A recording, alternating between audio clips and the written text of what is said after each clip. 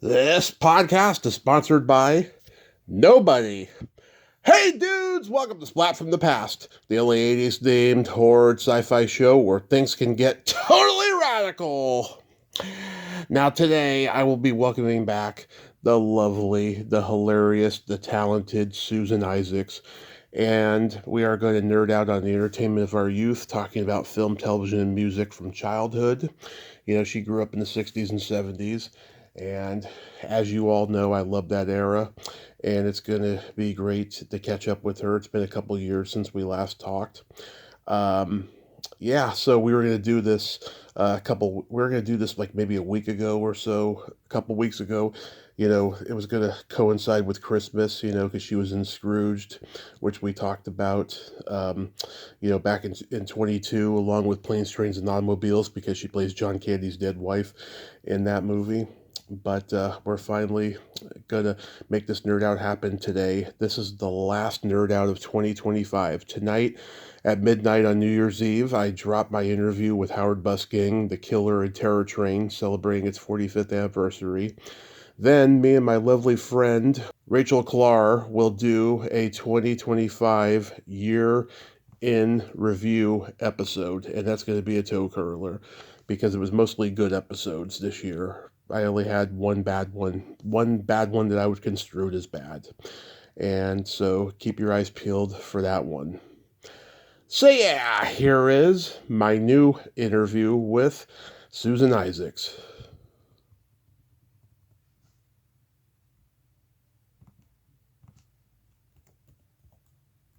Hey Susan, welcome back. How are you today? Hey, I'm good. How are you?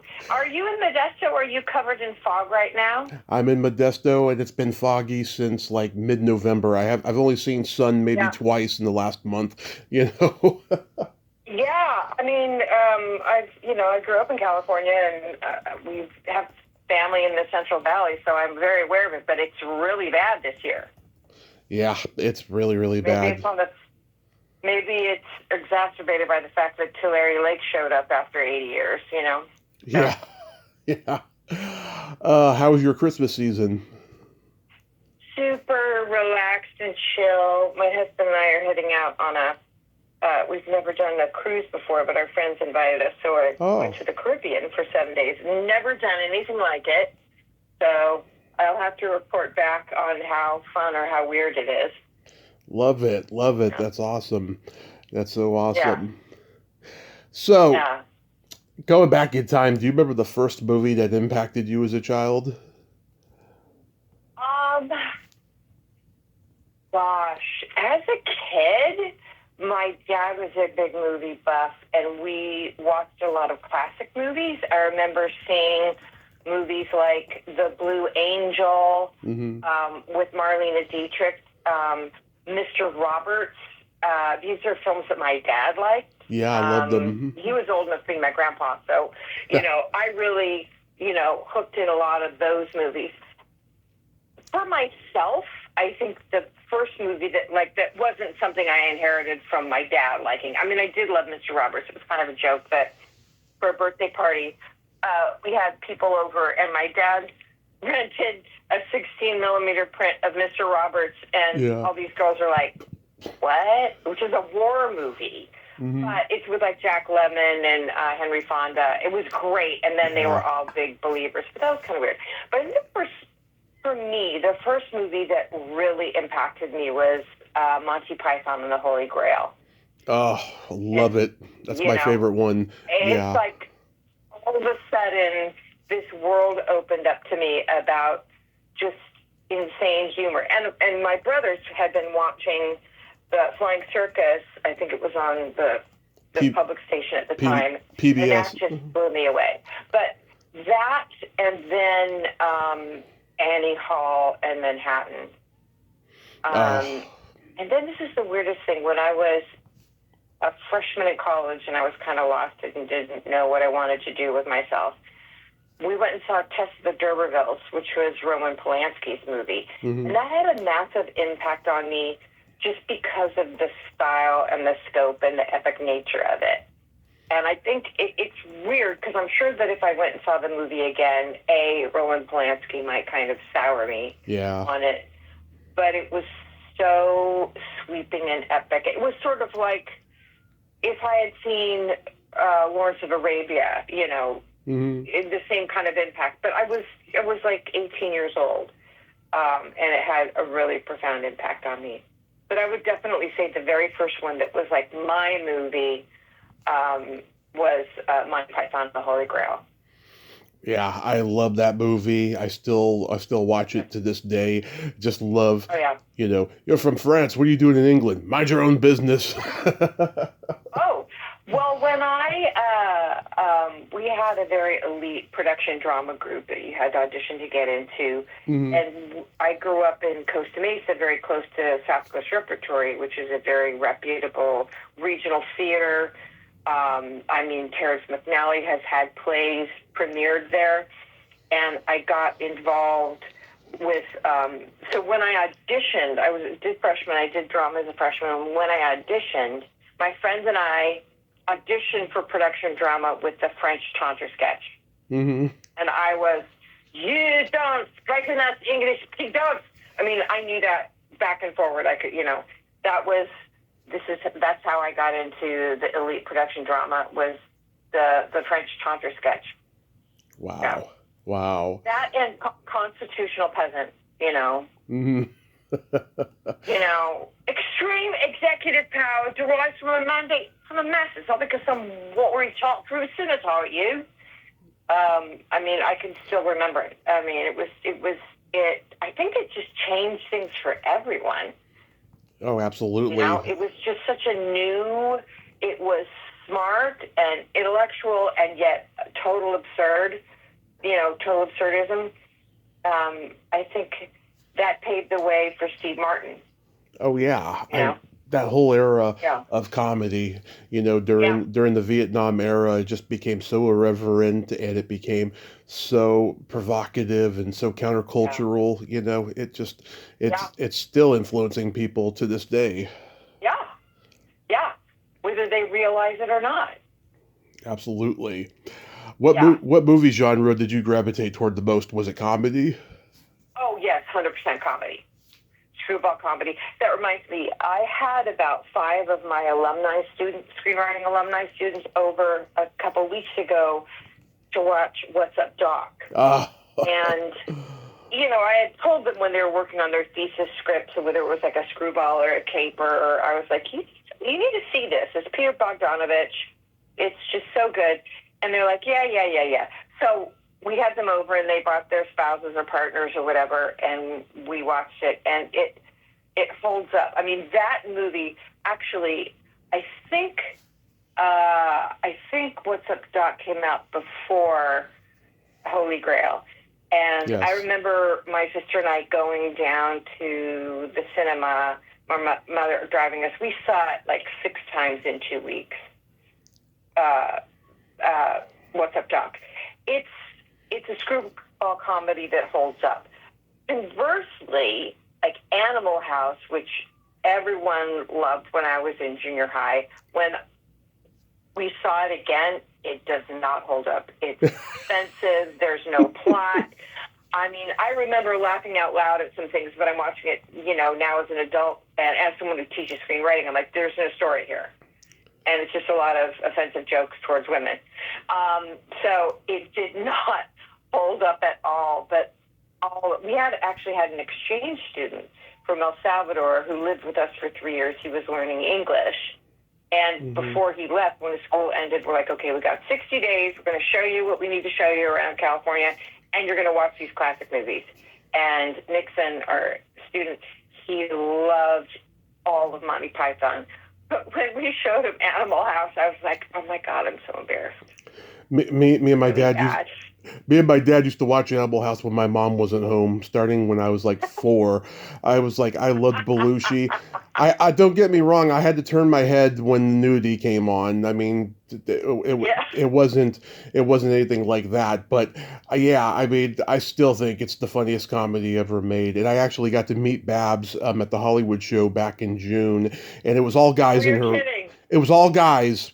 like a line almost out the door, and she was in Yeah. Playboy and everything, and she's not offended by Yeah. the girl jokes in the movie or anything. I mean, she's proud of being a part of this movie, and it was so wonderful. When I told her that my dad and I used to watch it when my mom wasn't home starting at 4, she was like, "Wow, I've never heard that young before. Maybe as early as 8, but not 4." That's kind of funny. That's pretty hilarious. I mean, Yeah. if Babs is okay with it, that's fine. But Yeah. I mean, I still remember when they were, when they hijacked that parade in the car, in the tank, and they're like, "Open up! I can't. I'm doing the dishes."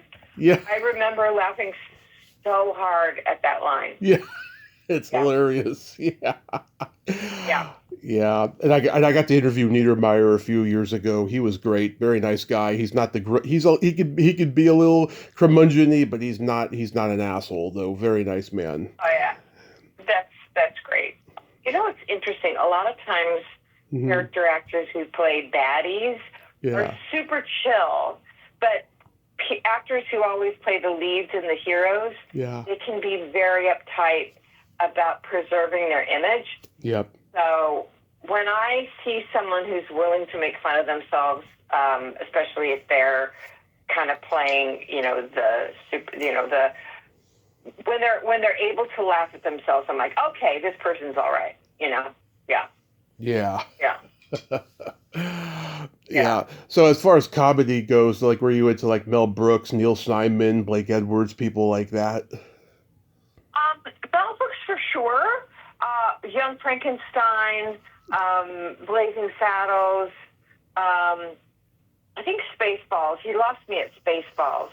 But, I mean, Get Smart was, like, one of the best shows on TV ever. So he's a genius. I really gravitated toward Woody Allen until he kind of, he went off the deep end, and it was too difficult to watch his stuff. I remember it's the movie Everyone Says I Love You, I think. Yeah. And I went to go see it, and in the movie theater, a packed movie theater, and Julia Roberts is, having some relationship with Woody Allen. Yeah. And Julia Roberts says, "Yeah, he's just so sexy." And the entire audience broke up in laughter. Yeah. Like, dude, he's not at all, So I really liked, I think it's part of the brain when you start to, you get to junior high and you start to think of abstract thought and like intellectual ideas start popping up. That's when in junior high, like Woody Allen and Monty Python, this sort of interesting higher level of humor really kind of took to me. And my parents were very smart and college educated, so there was kind of that element going on in my house. So I really, really liked that. But it was, it was the Saturday Night Live stuff, that kind of comedy. Just, I really, really gravitated toward that. I loved all of that. Like Fast Times at Ridgemont High. I mean, that's another kind of a screwball. Yeah. Anything where, I think that's one of the reasons why What's Up, Doc holds up so well. It is a classic screwball, but with Borscht Belt jokes, but it's just so smart. And the Act 3, the chase in Act 3 is just unbelievable. Just unbelievable. And so many, like Austin Pendleton and the best. Madeline Kahn and Kenneth Mars, just like these giants. They're just so funny. Just so great. And it is something that holds up, which isn't easy to do because a lot of films will feel very dated. Yeah, it's one of my. A lot of people talk about bringing up Baby. I was like, I kind of was over it. Oh yeah, my jam. Oh yeah, What's Up, Doc is one of my favorite comedies of all time. It was shot in my hometown, San Francisco, and I got to talk to Austin Pendleton this summer. He is the sweetest man in the world, and I just love that movie, and I can still quote every line and just crack up. You don't know the meaning of propriety. Yeah. Oh yeah. There's someone named Eunice? I know. Yeah, there's so many lines. In fact, I am you. No. Stop saying that. Yeah. Can you fix a hi, then shut up. They tried to molest me. No. That's unbelievable. That's unbelievable. That's Reggie Entering. That's Fred Larson. That's unbelievable. It was funny. It was really fun listening to my students. They're graduates and undergraduates. They either got their BFA or their MFA recently. And listening, knowing what the joke was coming and seeing how they would react. Like, does this humor translate? And on that line, that's unbelievable. Massive laugh. As well as, what do you see? Well, there's not much to see. That we're inside a Chinese dragon. Yeah. When those trash cans get knocked over, like, that was like the whipped cream on the cake at the end when the guy's walking down the street and all these trash cans start following after him and he jumps over the fence and lands on a table. That was like the culmination of everything. And it was really satisfying to listen to how my students who hadn't seen it reacted to it. And it just holds up. It holds up so well. It does. It does everything about it. I just love. Henry was a master. He was a master. Yes, very much so. Yeah. Yeah. I also love the old comedy teams, Martin and Lewis and Laurel and Hardy and the Marx Brothers and Charlie Chaplin. I'm a huge Charlie Chaplin fan. My dad loved Laurel and Hardy and the Marx Brothers. And so when I was growing up, those are like when they came on TV on like the version of Turner Classic Movies. They like a regional TV station would get the rights to a movie and they would play it like every night. It was like, I forget what it was called.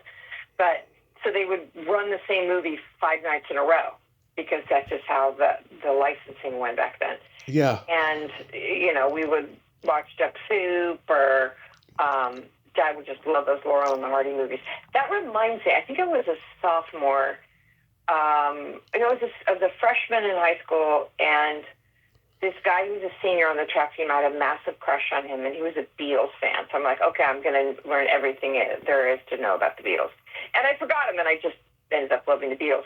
But I remember when they ran A Hard Day's Night, it was 5 nights in a row. Yeah. And I had a tape recorder. This is how old I am. I had a tape recorder, and I audio taped the dialogue to the movie. And that's another movie that, like, certain little phrases became part of my family lexicon. I fought the war for your sword. I bet you're sorry you won. I bet you're sorry you won. Yeah. Hey, mister, can we have our ball back? Yeah, all of that. Like, all of those lines became part of the family lexicon. I love that. I love that movie. Old man. Just the way John makes that old man uncomfortable by acting gay just is hilarious. Give us a kiss. Give us a kiss. Give us a kiss. Oh, yeah. Give us a kiss. Oh, yeah. Oh, it's brilliant. Oh, yeah. It's brilliant. We've been in a car and a room and a train and a room and a room and a room. That became part of our family lexicon. He's very clean. Yeah. He's clean. He's a clean old man. Yeah. It's interesting. I mean, again, certain films will hold up and other ones will not. But that does. I mean, you don't even have to be a Beatles fan to appreciate just the humor of it. And I read a lot about the Beatles, and everyone thought they were just going to be a flash in the pan. And the movie was like, it's going to go nowhere. No one had any idea they were just going to go straight to the moon. Yeah. Yeah. How do you find America? Turn left at Greenland. Are you a mod or a rocker? No, I'm a mocker. A mocker. Yes. Mocker. Yes. Oh my God, everything is great. No, we're just good friends. I'm actually, we're just good friends. Yeah. Yes, I love that. Oh my God. Do you like Help, the follow-up movie? I did. Not as much as A Hard Day's Night, but I did like it. It was fun. And Roy Kinnear, Roy Kinnear, who plays that funky guy, his son is Rory Kinnear, who was like in The Diplomat. Oh yeah. Like the idiot Prime Minister, Mm-hmm. Rory Kinnear, and he had a very, very famous episode of Black Mirror. Right. Yeah. So, it's interesting to see. No, I did. I think Magical Mystery Tour got weird. You know, it was sort of like, hey, guys, maybe you need someone to tell you no. Yeah. I mean, I still watch it because I watch all the concert footage. I went to all the revival theaters and they're playing all their like concert footage. I did it all when I was in junior high. Saw it all. Of course. Yeah. Yeah. When they were having a revival, and I went to Beatlemania as a kid. You know, saw the Beatlemania show, which just kind of kicked it off. But Matt, I did like Help. It was really fun. But Magical Mystery Tour is kind of like, oh, okay, I think I'm gonna tap out here. Although I did like it when they performed Hello Goodbye. That was great. Yes. Yeah. Yes, and the Walrus and Your Mother Should Know. Mm-hmm. Yeah. Yeah, great music. But I think it was the big fat guy eating spaghetti that I was like, this probably could have had an edit, as in remove the whole damn thing. It's just like gross. But then I wasn't on LSD, so what would I know? Yeah, exactly. The first. That's something if they had edibles. Let's like get high and watch whatever, you know. I was obsessed with the Yellow Submarine cartoon movie when I was a kid. I used to watch it over and over again. Yeah. Yeah. I mean, I just loved it. Do you know that those aren't their voices? Oh, of course. I actually interviewed one of the animators before he passed, Gerald Potterton. Mm-hmm. Oh. Yeah. And like, it was, I mean, it was pretty psychedelic. It was just as psychedelic as the Magical Mystery Tour. But I loved the way it looked. I loved the music. Everything about it was so cool. Well, it's hard for us to imagine what it was like when that came out. That level, it was a new, the whole cycle. Like, it would be impossible to understand what it would be like to, like, put a needle on a vinyl and hear Sgt. Pepper for the first time. Right. Yeah. I think it was the Replacements or the Smithereens. I can't remember. They did a complete, like, copy of, I think it was Meet the Beatles. Okay. And that first chord in A Hard Day's Night, the guy talked about, being a kid and hearing that sound, which is like, it's a very, there's a guy on YouTube who will break down songs, and it's like major seventh with like a diminished ninth, and it's like to hear that on the radio for the first time going, what is this?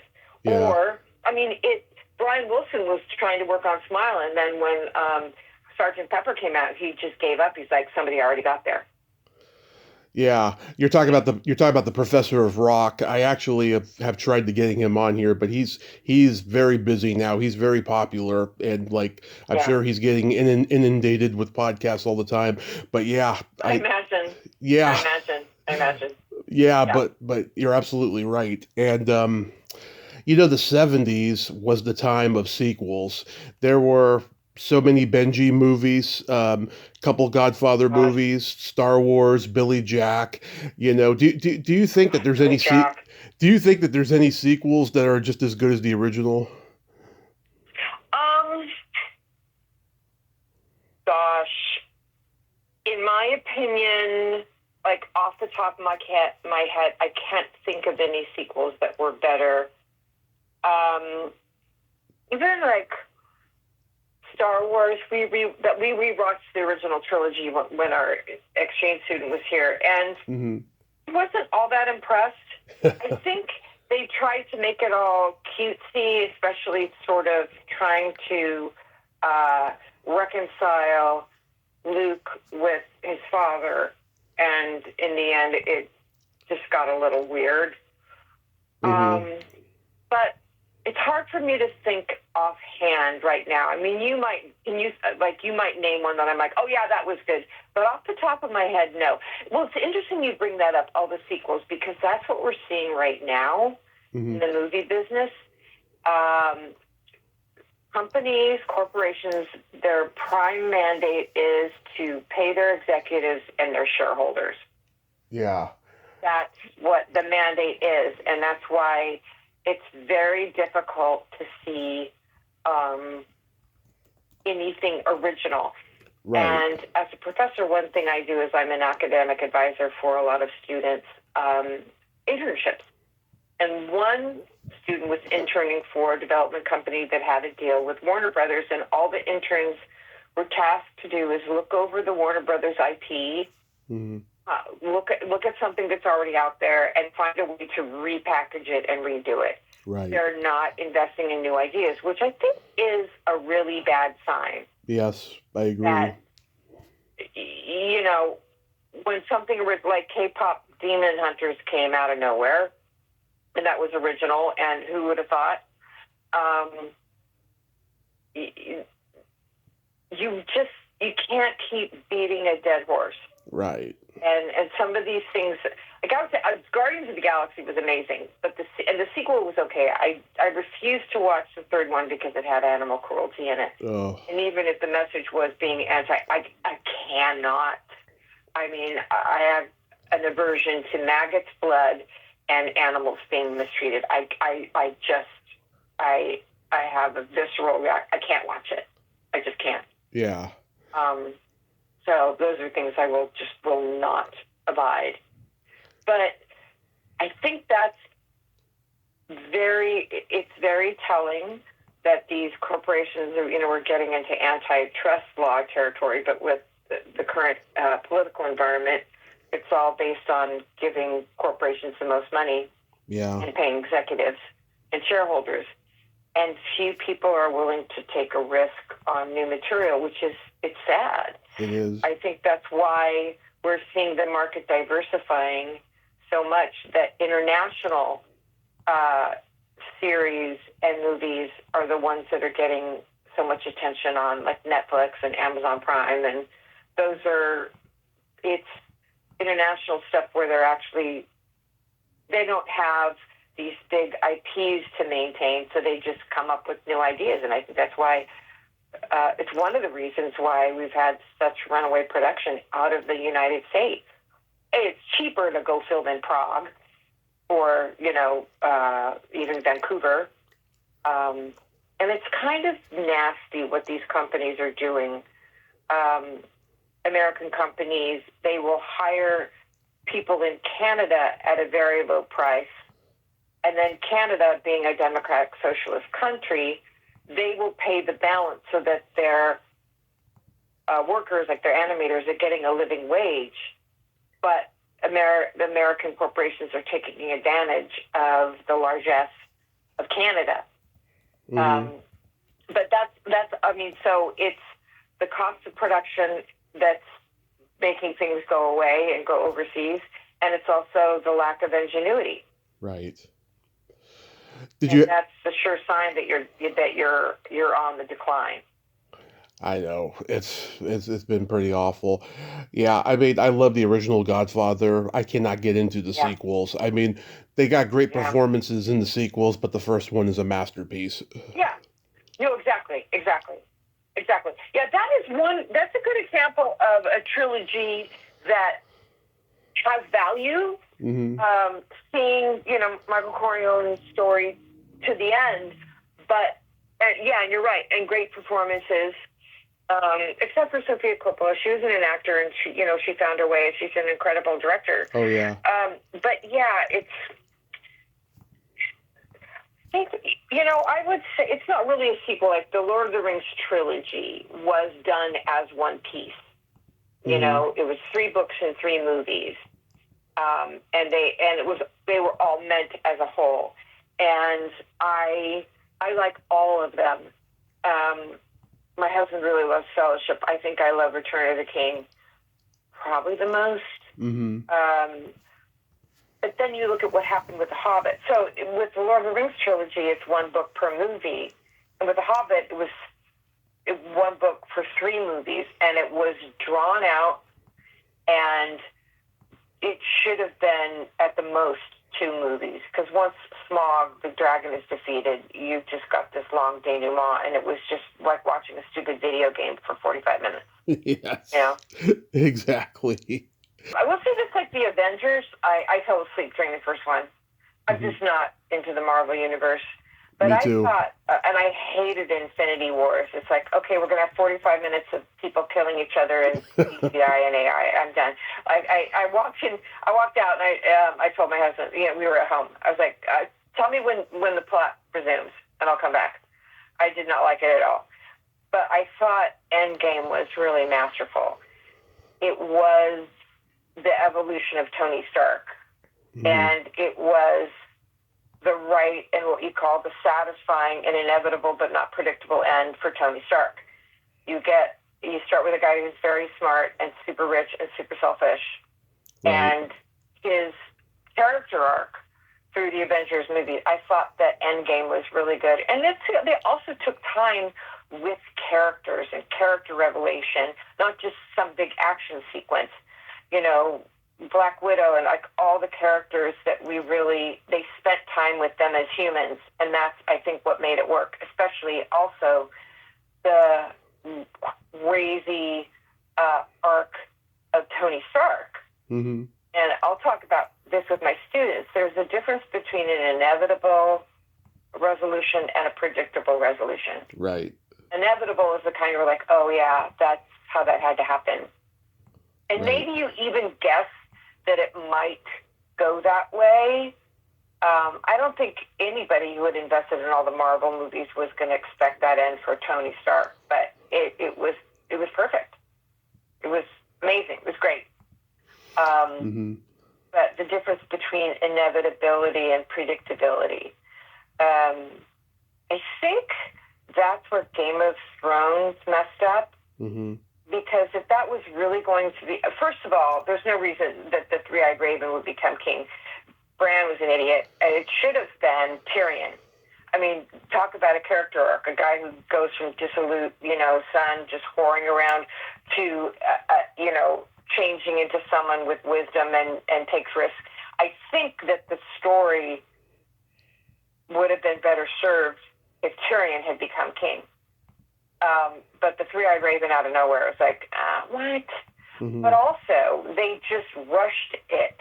Yeah. Every season was about 10 or 12 episodes, and then they tried to wrap it up in 6 episodes. It just didn't work. As well as the fact, audiences are smart.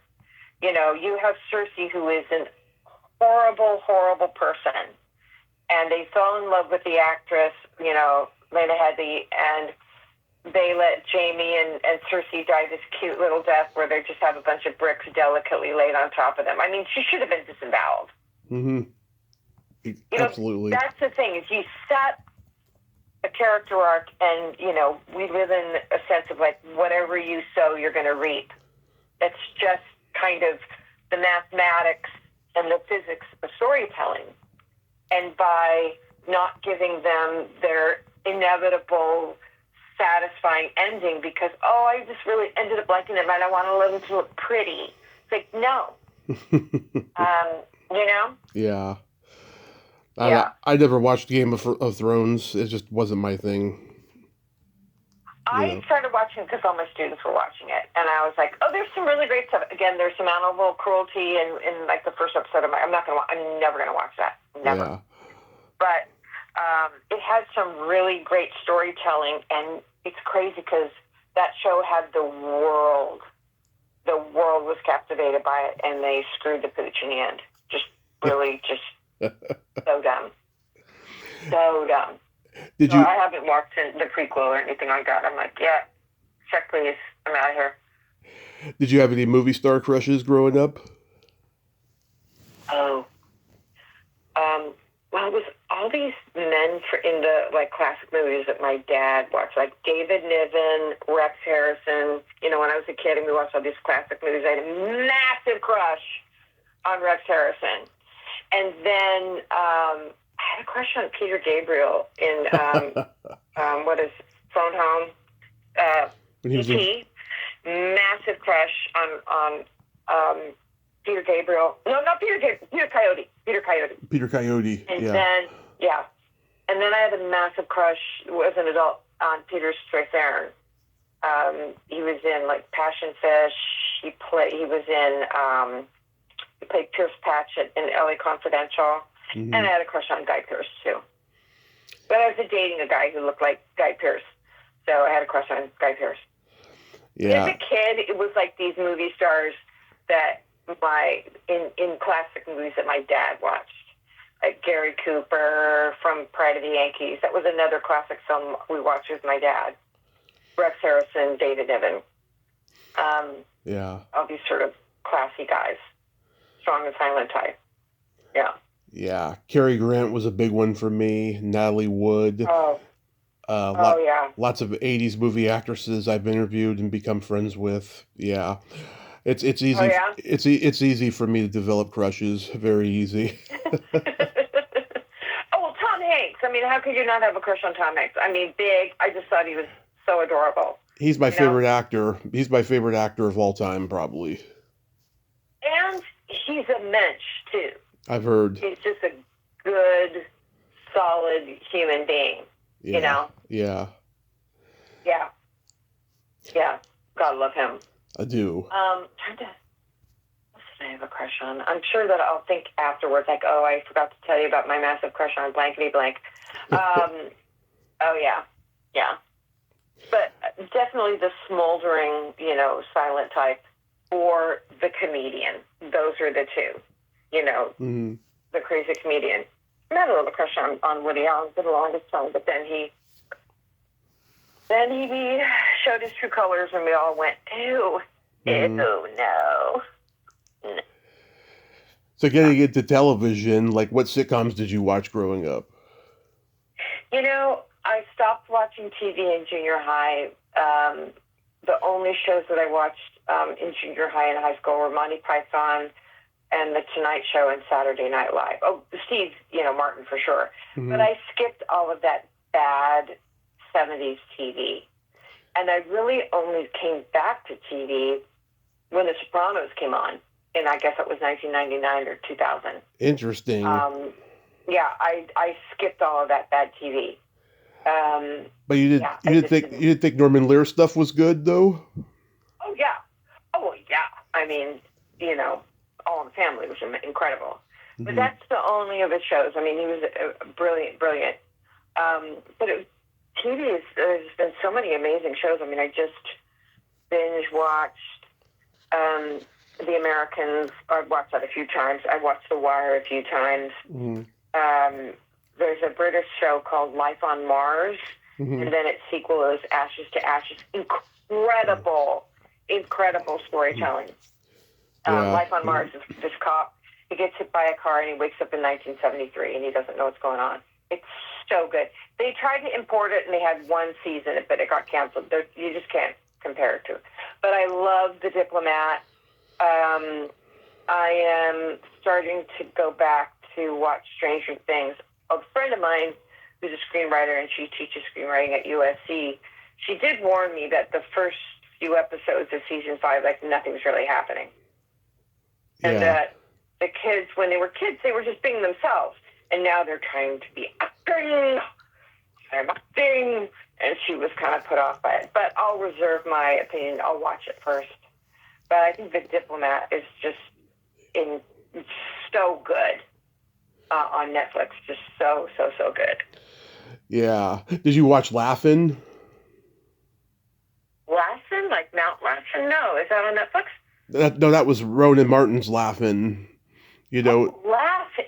Laugh-In. Laugh-In. I said Laugh-In, like Mount Laugh-In. Oh, yes. You bet your sweet bippy. That was when I was a kid. Like, that was just so great. I watched Paul it. Slaughter, I think. Yeah, I watched it on Nick at Night when I was a kid, and it was chopped up into 30 minutes. Now I watch the full episodes on Tubi, and I can see why it was chopped up. Not every joke works. Every joke is just lame. Right. Yeah. I mean... It was super popular. Anyway, and not everything works, but we went with it, Yeah. Yeah. Yeah. I remember I saw Peter Sellers guest host, and him and Artie Johnson are doing the German soldiers, and they just cannot keep from laughing. It is so funny. I need to go back and look at that. Oh yeah, that was just. I mean, they had Nixon on the show, for goodness sakes. Oh, I heard some inside story about that. There was a very right wing writer on the show who was pushing for that for the longest time. And Ronan Martin, they were conservatives. They didn't care. And so people credit Laughlin as the reason why Nixon, got elected because, he showed this, playful fun side. It's kind of like in what was it, the 20s or 30s when Calvin Coolidge got elected, he posed for a picture with Al Jolson and all these celebrities, and they saw his fun side, and then he got elected. Really? Yeah, it's just weird when that stuff happens. Oh yeah. Well, it's like you bet. Yeah, he said you bet your sweet bippy, and no one imagined because before he was like when he lost to JFK, or maybe it was. He was like, "You're not going to hear from me anymore." He was just so dour. It's interesting. I mean, what's happening now? Actually, I feel like the Nixon family is like, whew, we're no longer the weirdest president on record. Yeah. Yes, exactly. Imagine his kids and grandkids are like, oh, dodge the bullet. Yeah. Yeah. I'm sure some people won't let him off the hook, but yes, you're absolutely right about that. Yeah. Did you? Yeah, we still can't let him off the hook for everything. Well, as you said with Kissinger and the Vietnam War, I don't know if you've seen Ken Burns' documentary on Vietnam.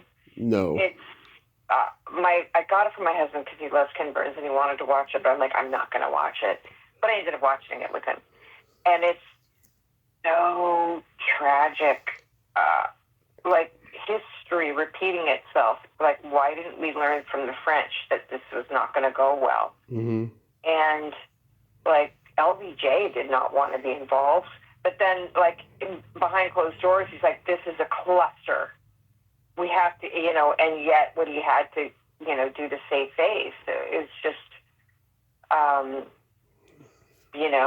it's so awful.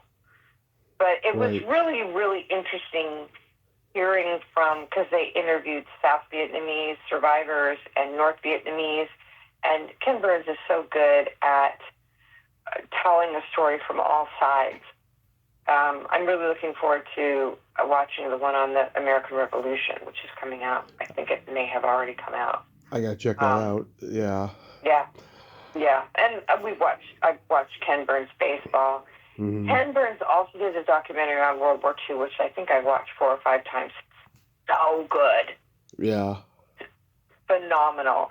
Because he doesn't just deal with, like, abstracts or, he'll tell the story of Midway, because he follows these 4 families, one in Connecticut, one in the Midwest, one in Mobile, Alabama, and then one in California, and you follow a family. Mm-hmm. So you follow a person and the family around them. And the war, his documentary on World War II, which is called The War, is probably one of my favorite, if not my favorite, documentary series. I saw the John Candy documentary the other day. How was it? I haven't seen it. It is beautiful. I mean, everyone just friggin' loved him, and just all the great footage of him and stuff. It was a great documentary, and it was sad too, of course. Well, I worked with him twice. I know. I was like 21 years old. I was just supposed to be a series of photos in the movie, but when they were in production, I kept writing postcards and letters to Paramount, to the production office, being like, okay, Tel, remember you need to do, just having fun.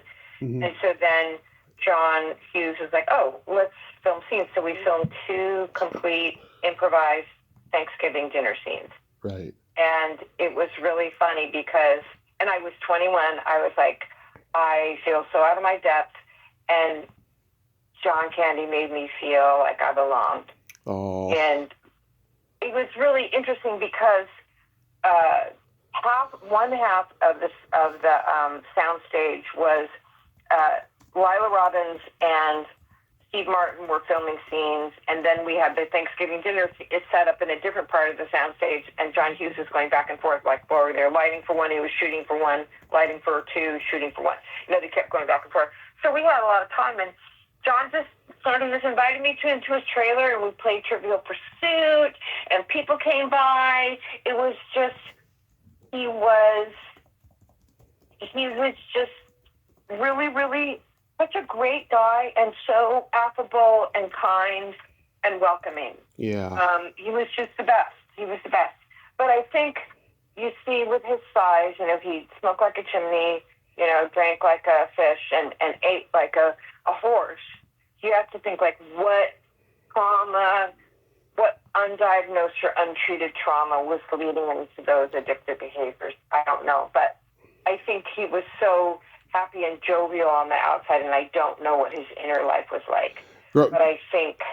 Well, growing up without a dad was a big contributor. That's what they mentioned. Yeah. Oh, yeah. I think it was attributed, I forget who it was attributed to. If you can survive childhood, you have enough to write about for the rest of your life. And so many comedians have a lot of pain, sadness and anger. And, humor is just, it's a human need to sort of make sense of things and to take away its power. And humor's, there's a reason why they call it gallows humor. Right. Gallows humor is a thing. It's like, how else are you going to survive this? Did you watch SCTV? Yes. Loved it. I still haven't been able to find it where John Candy's playing, who was it in The Third Man in Citizen Kane, the actor? Oh, yeah, Orson Welles. Orson Welles. He's playing Orson Welles. Orson Welles, he made a lot of money and spent it all, and then he did some sort of commercials for Parmesan wine. Yeah. And the tagline was, "We'll serve no wine before it's time." Yes. And it was John Kennedy, and they're like, "It's time." Yeah. I can't find that anywhere on YouTube. But that, and like the Permalac. Yep. Oh God, and everything Martin. Dr. Tung's 3D House of Stewardesses or pancakes. Yeah, just so good. And I think that comes from, like SCTV and the Groundlings and, Second City. It's about collaboration and, a community. You serve each other by adding information, and it's much more of a interactive kind of comedy. I did this movie when I was very young called The Wrong Guys, and it was all these stand-up comedians that were like Louis and old boys. And Belzer and Richard Lewis and Tim Thomerson and Franklin Ajayi. Right. Yeah. Right. And it also came out the same weekend that Crocodile Dundee 2 came out, so it kind of got buried. But also, it was a bunch of stand-ups who were used to doing a monologue and being the only talent in the room, and it didn't jive as well. Mm-hmm. That's the difference between like a stand-up comic and an improv sketch comic. An improv sketch comic knows how to work with other people. Stand-ups are their own; they are an island. Right. And so it didn't quite work. I had a blast, and the director, Danny Belson, was amazing. Yes. And he now runs the interactive program at USC, interactive gaming. I had him on years ago, and I've gotten into his daughter's podcast. His daughter, Rachel Bilson, she does not hold back. I just love her. She's hilarious. Oh, I didn't know that. Okay, well, I have to email him about that because, we're both, teaching college now. Yeah. I didn't know because my husband is a massive Dodger fan, and obviously it was a very emotional year for us. Yep, it sure was. Now, you grew up... Game 7 was amazing. I don't know, that was probably, the most, dramatic series in decades. Oh, yeah. You grew up religious. Did you watch like Reverend Billy Graham on TV? Well, I don't remember. I remember going. I have a vague memory of like going to revival, Mm-hmm. but we weren't like Pentecostal. We were like Lutheran, Mm-hmm. and I mean it was pretty cool. We were like a hippie granola Lutherans. You know, it was kind of the Jesus movement, and Yeah. so there were a lot of hippie Jesus freaks, and they were like, "Hey, come on down, welcome." I knew of him, Right. and we did other kind of youth events, something called like Basic Life Complex or something. It was some sort of thing about, I can't remember. I remember going to, my mother would drag me to see The Hiding Place when the movie The Hiding Place came out, which is Corrie ten Boom. There's a Dutch woman who survived. Her family hid Jews in their attic, and then they got caught, and the whole family went into a concentration camp. Wow. She was the only one who survived on a technicality. She was accidentally released.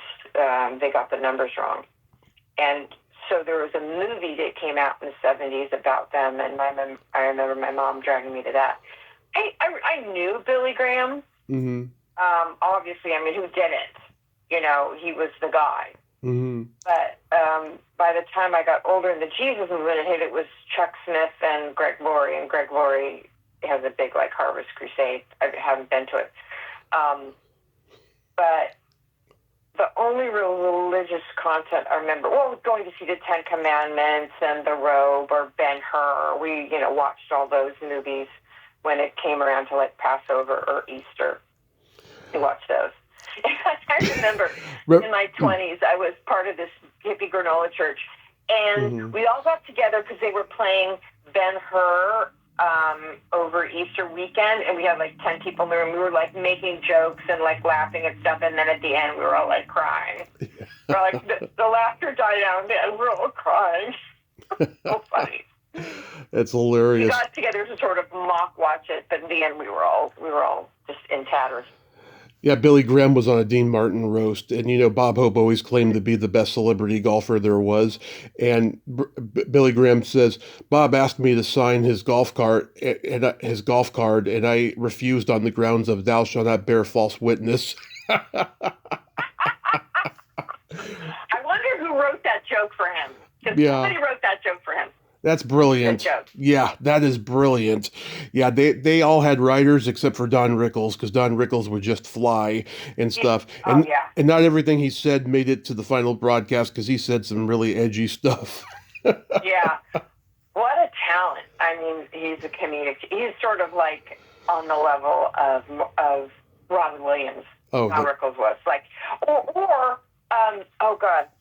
Why am I blanking on his name? He was in It's a Mad, Mad, Mad, Mad World. Buddy Hackett. No, not Buddy Hackett. Jonathan Winters. Yeah. Oh, another show that I watched as a kid was, the Carol Burnett show. Of course. In the 70s. Of course. That, the famous Gone with the Wind, when she comes down wearing a curtain rod. It was just masterful. And also Match Game, it was sort of like a Hollywood Squares kind of thing, where they just had all these great stand-up comics and some really ribald humor. Hollywood Squares? Hollywood Squares and Match Game.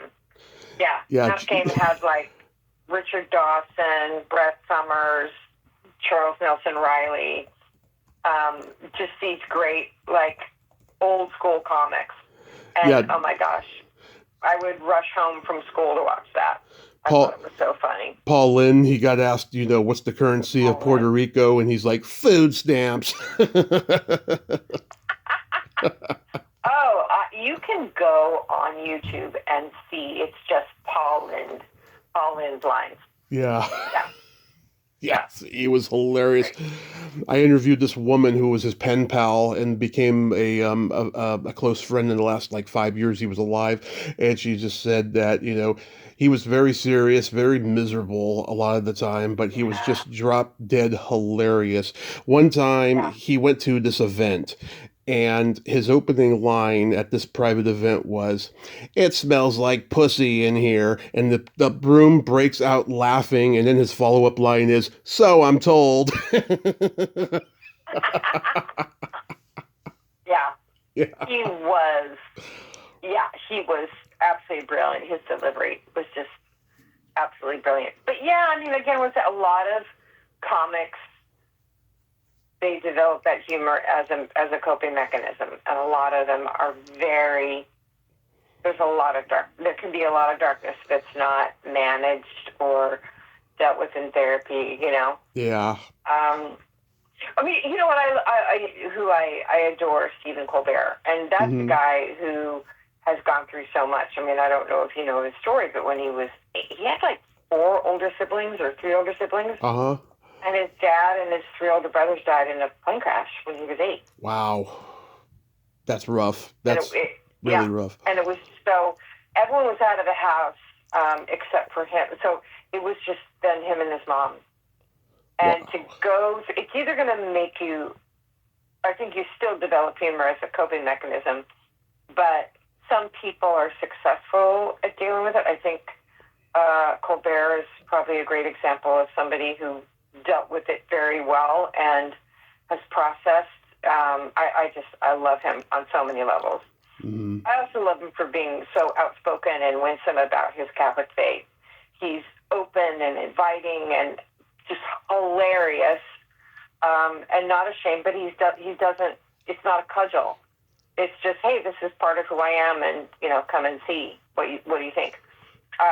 He's like, if I had anyone to look up to or emulate, it would be him. So, getting into music, do you remember the first album you bought with your own money or you were given? Yes, I do. I remember I bought Don't Shoot Me, I'm Only the Piano Player because Crocodile Rock was on it, and I liked that song because it said, me and Susie had so much fun. So that's why I like that song. So that was Crocodile Rock. So it was Don't Shoot Me, I'm Only the Piano Player. That's a great album. First album I bought. That's a great one. Do you know where that title came from? He was playing, this was back in the days when celebrities could be, anonymous going places. He was in some joint, and Groucho Marx happened to be there as well in his 80s. And some guy got drunk and he got into an argument with the bartender. And so he's like, all right, I'm leaving and I'm going to come back with a gun. And Groucho said, he pointed to Elton John and said, don't shoot him. He's only the piano player. Really? Yes. Oh my gosh. Yeah. That's amazing.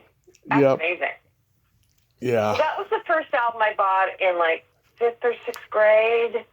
And then I bought the Bee Gees main course because it had Jive talking on it and Nights on Broadway. And then I got Gilbert Road. But then I got into the Beatles, and so there was this used record store in my town called Music Market. And I went and I bought all of the Beatles original Capitol label albums. All of them. Yeah. If it didn't have scratch. Oh, and then Monty Python's Matching Tie and Handkerchief. Nice. Like that. I don't know if you know the story about that, but side 2 was really short, and I was like, that's weird. I think maybe the average side of one album is anywhere between 22 and 30 minutes. Yeah. And the B side was really short, and on the 4th or 5th playing, I put the needle down, and it was a completely different track.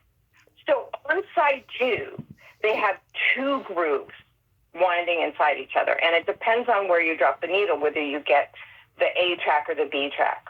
Right. But Matching Tie and Handkerchief. Yeah, that's classic.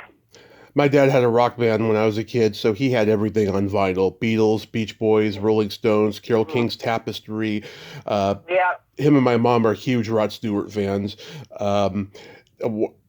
had the Who's album with You Better You Bet. They just... right, okay. Yeah. My brother had a lot of it. My eldest brother was really into classical music. My second brother was into classical music. He played the oboe. He also played the guitar. So I got Ulcers of Gordon Lightfoot, John Denver, Cream, Carole King, The Who, of course. Who's Next? Yep. Which is like that's That's a Desert Island album. Who's next? Oh, yeah. It's got like Bob O'Reilly and Won't Get Fooled Again, which I think Won't Get Fooled Again may be my number one rock song of all time. Oh, yes. One of the greats. And it's right up there with A Day in the Life. Like, those two are like head to head. I saw The Who in 2016, and it was just Roger and Pete, but it was still a great show. I found out the next night, though, they did Pictures of Lily, and I was like, God damn it, why didn't they do it at my show? Yeah. They played the Hollywood Bowl. This is the summer of 2019, and our exchange student was there, and it was with the LA Phil. And they did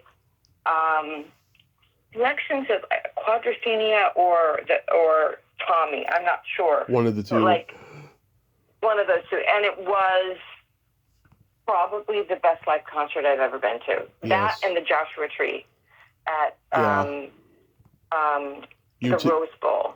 Those are probably, well, I saw Springsteen at the LA Coliseum when I was in college. I saw him for the River Tour. He was amazing. And I saw him for Born in the USA. But I would say that concert at the Hollywood Bowl with The Who in 2019 is probably the best concert I've ever been to. Yeah. It was brilliant. I've always wanted to see Springsteen live, but now that he's getting older and, he's having the political fights and, who knows what set list he's going to do now and stuff. Right. I don't really have a desire anymore. Yeah. Well, I mean, you want to let people have their say. And yeah, he's become very, very, very, very political. And as is right, everyone can do that. But yeah. This is the coolest thing. We went to the Rose Bowl, Pasadena Rose Bowl, to see the U2 Joshua Tree. And I think they played the album and then they also played other things. Mm-hmm. But I saw like 5 generations of people there. There were kids all the way up to grandparents. Mm-hmm. And I saw there were like every ethnicity you can imagine. A lot of Latinos. Right. Indians, and we were in nosebleed seats. And there were these like 5 or 6 kind of rough Latinos in front of us. Yeah. And from the very first note, they stood up with their hands raised like it was a Pentecostal church service, and they never sat down. Wow. And everyone in our area, we watched the entire thing standing up with our hands in the air. It was like revival. It was so joyous and a real spiritual experience. And it was just all these different people. The music is just so transcendent. And they played one of my very favorite songs, which is Bad. I'm wide awake, I'm not sleeping. That song, and It was phenomenal. It was so phenomenal. There were these 2 high school bros, or college bros, who were way high and got sick and vomited and left. It was the only downer of anything, but once they left, we were all a lot better off. But I think something about music that transcends everything. There is something otherworldly. There's something deep about great music. There's this French guitar player. He's seen on Facebook. His name is Plume, which is like Plume, which is the French word for pen. And he does all these recordings on Facebook where he plays songs for animals. Mm-hmm. And these wild animals, they're obviously lions and tigers and, anteaters and lemurs. Their reaction to him playing, it's remarkable. Like these lions came over and laid down and were yawning and going, oh. Yeah. There's something about music that nothing else can touch. Absolutely. Do you remember your first concert? Yeah. Yeah. Well, it was John Denver because my brother liked John Denver. So my dad's secretary drove my sister and me and my brothers up to see John Denver at the Pacific Amphitheater. It's okay. I know I like John Denver. Don't get me wrong. But I think the first one that I really enjoyed was Paul Simon at the Orange County Amphitheater in Orange County. Yeah, and Billy Joel. Beach Boys in America. I saw Beach Boys in America when I was in 7th grade. Yeah. And that was really terrific.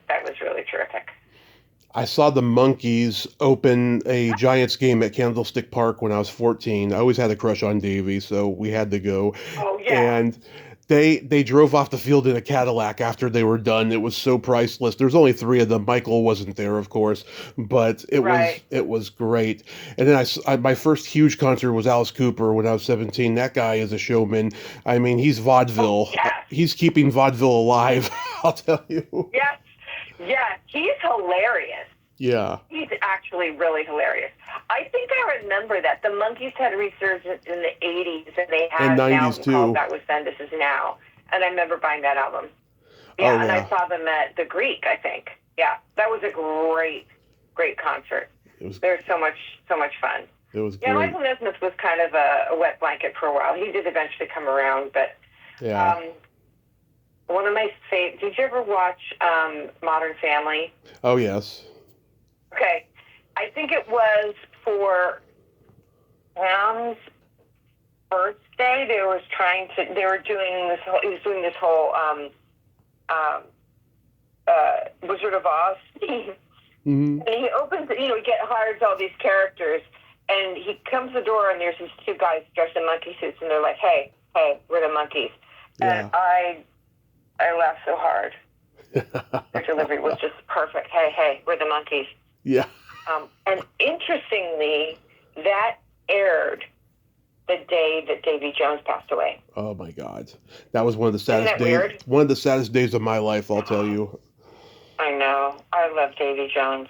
I had a massive crush on him. How could you not? Davy Jones. He was just so adorable. Yeah. With his little tambourine. Yeah, with his tambourine. Yes. Yeah. Yeah.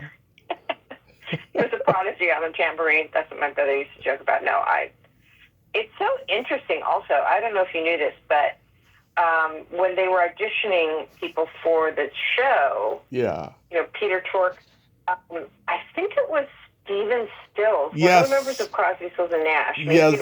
It was Stephen Stills. Yeah, he was up for it. Yeah. And I guess he's probably grateful he didn't get it. Because, Peter Tork was a great musician, but once you did that, that's all you are. Yes. Did you see that documentary, Echo in the Canyon? No, I heard Stephen Stills is not a very nice guy, so maybe it's good he didn't get to be a monkey. Yeah, he was packing critters. But Echo in the Canyon, because Peter Tork was one of the, California sound. He lived up in the canyon, and all the California, like the Eagles and Linda Ronstadt and all those people. They all lived in Laurel Canyon. Oh, yeah. And Peter Tork was a very outspoken nudist. So love it. That was really, people would go over to his house and get high and walk around naked. Oh, yeah, I'm a nudist as well. I love that. I wouldn't want to wish my nudity on anybody. Oh, no. I mean, I wear clothes when, people are over and stuff, but like when I'm in my room, just me, I'm fully nude. I could never do that. I have too much self-loathing. Yeah. I love that. Self-loathing. Do you remember your first Do you remember your first makeout song? God. No. I think it was The Sound of Crickets. Okay. I remember my high school prom song, and that was Maybe I'm Amazed. Oh, I love that song. Yeah. My boyfriend Mitch and I, that was our prom song. Love it. Yeah. Here's a fun question. Do you remember the first time you discovered your belly button? Yeah, I think I was at 4, and I had like belly button lint in there, and it smelled really rank. Yeah. I have an innie. Yeah. And my brothers were saying, "Oh, you peed." I'm like, "No, that's just my belly button lint." Because I'm like, rank. It's like that was like my first yeast infection was in my belly button. Yeah. Have you ever dated a guy that had an Audi? No, they were all innies.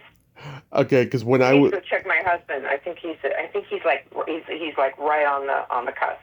Yeah, I remember when I was in my 20s, I went on a date with this girl that I met on a dating website, and we're drinking coffee, and she says to me, "If you have a doorknob outie belly button, that's a deal breaker." So I lifted up my shirt. Wow. I lifted up my shirt to show her how deep my belly button is, and she had this big old sigh of relief, and I was like, "Okay, I got a brownie point there, right?" But she didn't want to see me again after that because she didn't see a spark in us. Well, that's kind of unfair because she made you show her belly button. I know, right? How do you come back from that? I know. I didn't even get to see hers, too. Hey, that's wrong. That's wrong. Well, good riddance. Yeah, exactly. I painted. My husband and I met on a dating website. Oh yeah, Yeah. I used to be so active on the dating websites. All they ever wanted was sex, and of course, being a young guy, I'm not going to argue with that. But now I'm just at the point where I don't want that now. I want love is what I'm looking for. Well, yeah. Well, yeah, because that that's just. I think that's one reason why the rom-coms have been suffering. Is because sex is so easy, but like there's no more mystery left. Right. And right. you don't get any time to know anybody. Right. I mean, when my husband and I met, we were very, very careful about that. And so we had a lot of time to just like, do we like each other? We were very, very deliberate about not going there. It's like, I want to know you for you. And I think that's one reason why our relationship worked. I mean, there are other people that I met on dating websites, and it was disaster. But keeping your sense of humor, objectivity, because I mean, there's an old Bible verse, love covers a multitude of sins. Well, sex masks a multitude of sins, and once you get involved, you don't have any objectivity to be able to hear the still small voice going, "Get the hell out of here!" Yeah. I dated a guy for 3 years that I really should have only dated for 3 weeks, and it was, we got sexually involved, and that were actually racism. It's impossible to like extricate. It took 3 years to extricate myself. We were just wrong for each other, but we didn't have any objectivity to see it. It was like a friends with benefits kind of a deal, right? No, it was a real deal. It was a real deal, but he was exhausting. Oh. We were just, but once you're involved intimately, it's like, oxytocin kicks in, and you're picking out curtains. You don't have any objectivity. So right. I learned the hard way. I remember hearing Louis C.K. talk about, he's like, you should put off sex for as long as possible. And I agree. I mean, I think there's just wisdom in like, that's the easiest, that's like, well, obviously it's pheromones and human nature, and we all want to procreate, we all want to be close. Right. But you really have to know a person, Right. Before, I mean, Larry and I met on a dating website, and we dated for around 3 months. We're like, yeah, I think this is it for us. And plus we were older. I mean, I was 40. But we've been married 19 years now. Congrats. And I think we took the time to make sure, you're my person. Mm-hmm. That is beautiful. Yeah. Yep. That one of my New Year's resolution goals in 26 is to fall in love. I feel like it's time. I'm gonna be 43 next year. I think it's time. Yeah. Yeah. And I remember I just said yes to everything. I remember this guy accidentally called my phone number by accident, but he liked my outgoing message, so he's like, "Hey, I don't know you, but I'd love to meet you." Yeah. And we met, and we weren't right for each other, but I love his chutzpah. I'm like, this guy, he's like, "Hey, I accidentally called you by accident." And, I think it's like, say yes. I just said, say yes. So, yeah. You've been on my podcast 3 times. You must love my chutzpah. I do. Tommy, you're so fun to chat with. Oh, thank you. I appreciate that. You are. Thank you. Thank you You so are. much. You are. I wanted to bring up, I painted my toenails red, green, and white for Christmas. What color do you got? I don't have any on it, but we're going on a cruise, and I think I'm going to... I don't get pedicures very often, and I think I'm going to go with like a dark teal. Love it. Your toes are tiny. I see you post pictures on Facebook. Did your parents ever play This Little Piggy Went to the Market with you? Yeah, oh, God, yeah, of course. Yeah. Of course. That's like a rite of passage. I wear a size 16 shoe. Like my my feet grew with my age. Like when I was 5, I had a size 5. When I was 16, I had a size 16, and it stopped at 16. How tall are you? I'm 6'3". Well, there you go. So you need those big feet. I have Lucille Ball sized feet, like pizza slices. You know. My feet are small for my height. I'm 5'5", and I wear a size 7. Right. And so most people my height wear an 8, but they are starting to sort of splay. I do want to put in a plug for John Fluvog shoes. I wasn't a shoe person, but I was doing a solo show in Canada, and the artistic director had amazing shoes. I'm like, wow, those are cool shoes. She's like, we'll go by John Fluvog. I'm like, I'm not a shoe person. And then I walked by John Fluvog. I'm like, I'm a John Fluvog person. He's this Norwegian-Canadian guy who started a shoe company in the 70s and is like Jack White, Lady Gaga. It's just very cool shoes, and they last forever. Forever. Love it. So I'd say it's FLUE, like chimney flue, FLUEVOG. They have great shoes. So just invest in one really cool pair for those feet of yours, and you won't regret it. Absolutely. It's important to take care of your feet. So, Do you got anything upcoming you can mention?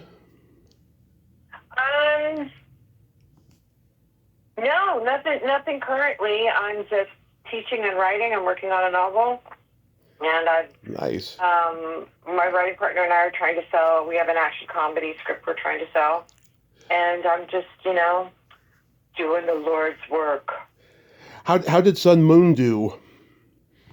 It did well. I mean, I had friends who were saying, I'm on a plane and I'm watching a movie and it says you wrote it. I'm like, yep, that's fine. It was on the Sony platform, and then I think the Sony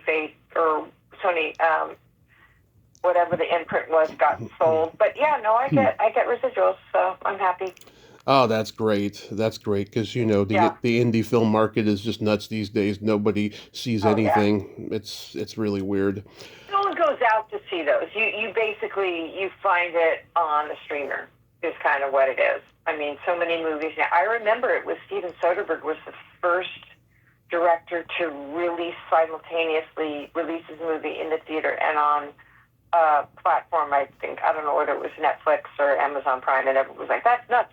But that's now how they all go, Right. I mean, Knives Out, Wake Up Dead Man had like a week in the movie theaters right around Thanksgiving, and now it's on Netflix. So I had to put a plug. It's a really, really good. My friend Nathan Johnson did the music to Knives Out, and it's really wonderful. And Daniel Craig's hair is hilarious in the movie. Nice. I'll definitely check it out. Next time I come to LA, we got to finally meet in person and hang out. Yes, please let me know. I'm teaching. I teach on Mondays and Tuesdays, but when you come down, let's do that. I'm in the Pasadena area. I would love to meet you in person. Absolutely, that would be fantastic. Well, I hope you enjoy your cruise, and thank you, Tommy. Yes, and thank you for being my last nerd out of 2025, and I feel honored. Yes, and have a happy new year. Be safe, and we'll talk again.